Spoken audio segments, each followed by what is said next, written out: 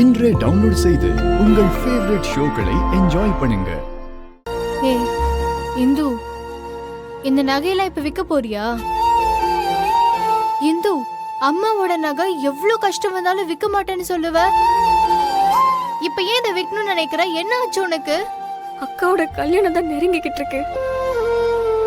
மண்டபம், சமையல், டெக்கரேஷனும் புக் பண்ண எல்லா இடத்துல இருந்தும் அட்வான்ஸ் கேட்க ஆரம்பிச்சிட்டாங்க.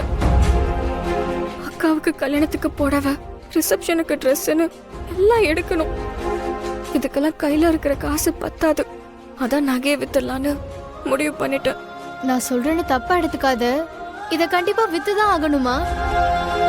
நீ பேசாம அடகு வச்சுட்டு தேவையான அமௌண்ட் இப்ப வாங்கிக்கலாம்ல. இப்ப நான் இதுக்கு உனக்கு பதில் சொல்லணுமா செல்வி? இல்ல, புரியுது இந்து.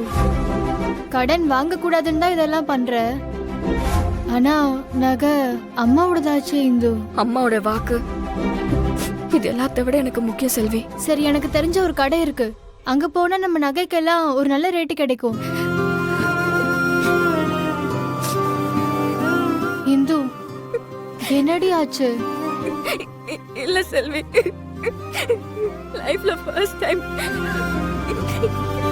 என்ன பண்ண போறேன்னு தெரியாம நிக்கிறேன்.